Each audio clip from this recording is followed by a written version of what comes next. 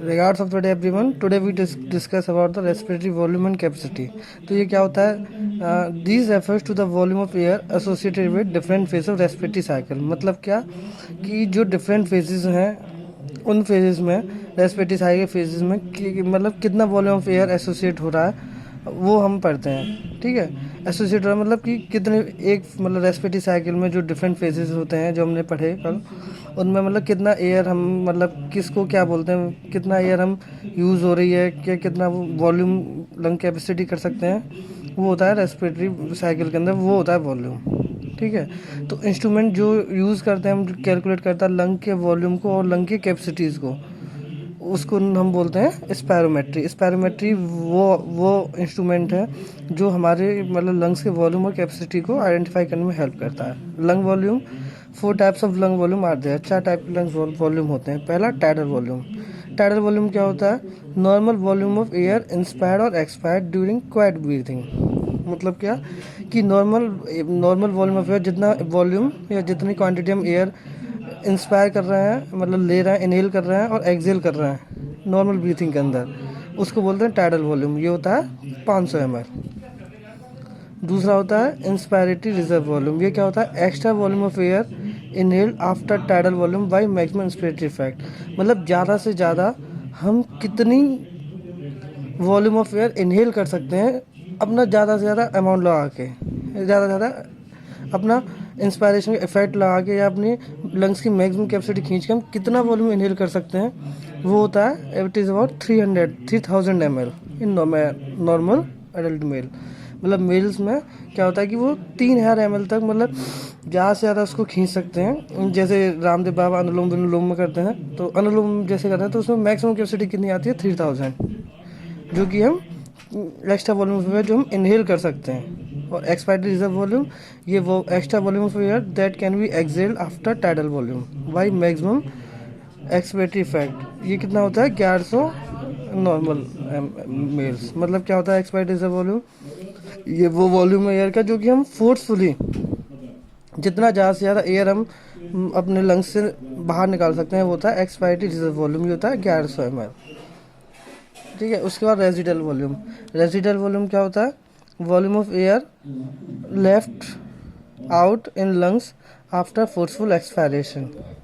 मतलब क्या कि मैक्सिमम एयर जितना हम एक्सहेल कर सकते हैं मैक्सिमम से मैक्सिमम, उसके बाद भी जो अमाउंट लंग्स में रह जाता है वो होता है रेजिडल वॉल्यूम। ये कितना होता है आपका? 1200 और 1100 ml। 1200 ml इन मेल और 1100 ml इन फीमेल। अब लंग्स कैपेसिटी क्या होती हैं? लंग्स कैपेसिटी क्या होती हैं? These are the combination of 2 or more lung volumes.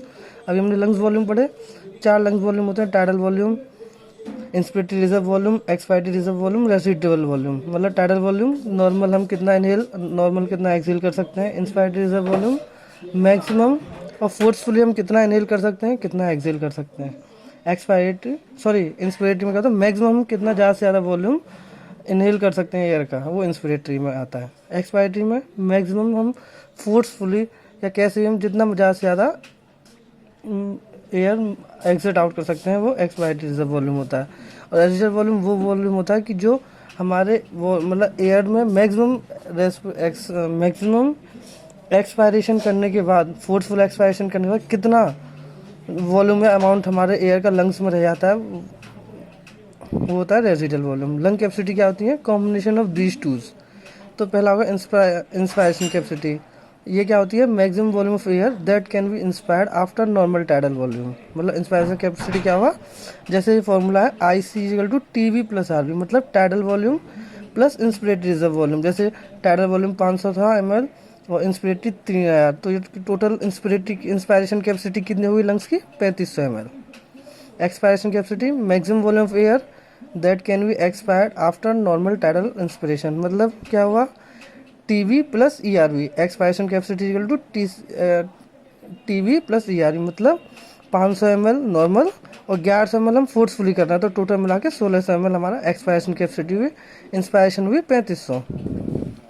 फिर होता है functional residual capacity. Volume of air remains in the lung after normal tidal expiration. मतलब क्या हुआ? FRC ये क्या होता है? ये ERB+RB रिजर्व, मतलब एक्सपायरेटरी रिजर्व वॉल्यूम और जो तुम्हारा रेजिडल वॉल्यूम है उनको मिला के जो बचा वो हो गया फंक्शनल रेजिडल कैपेसिटी, मतलब क्या 1100 प्लस 1200 2300 ml।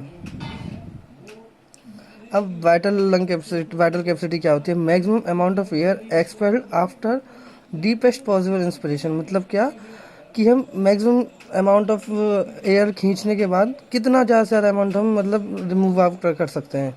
तो इसका फॉर्मूला क्या था वाइटल कैपेसिटी का? TV tidal volume plus inspiratory reserve volume plus expiratory reserve volume. तो ये क्या होगा? टीवी 500 और इंस्पिरेटरी रिजर्व वॉल्यूम 3000 और एक्सपायरेटरी 1100, मतलब 4600 ml हमारे लंग्स की वाइटल कैपेसिटी होती है, जो कि मैक्सिमम इन और आउट कर सकता है। अब टोटल लंग कैपेसिटी क्या होगी? Volume of air present in lung after maximum inspiration, मतलब मैक्सिमम इंस्पायरेशन करने के बाद कितना हमारे लंग में कैपेसिटी हो गई, वो होती है हमारी लंग्स की मैक्सिमम कैपेसिटी, लंग कैपेसिटी। तो टीएलसी का फॉर्मूला क्या होता है? वीसी प्लस आरवी, मतलब 4600 तुम्हारा वीसी आया वाइटल कैपेसिटी और 1200 हमारा क्या है तुम्हारा रेजिडल वॉल्यूम जो ऊपर था। तो ये हो गया टोटल 5800 ml। तो ये डिफरेंट ये तुम्हारे लंग्स की रेस्पिरेटरी वॉल्यूम्स हैं, उनकी कैपेसिटी है। लंग वॉल्यूम है, tidal volume, respiratory reserve volume, expiratory reserve volume, residual volume. Lung capacities ये कॉम्बिनेशन होती हैं दो चीज़ों का, 2 और मोर लंग वॉल्यूम। पहला होता है इंस्पिरेशन कैपेसिटी, दूसरा होता है एक्सपायरेशन कैपेसिटी, तीसरा होता है फंक्शनल रेसिडुअल कैपेसिटी, चौथा होता है वाइटल कैपेसिटी, 5 होता है total lung capacity. Thank you.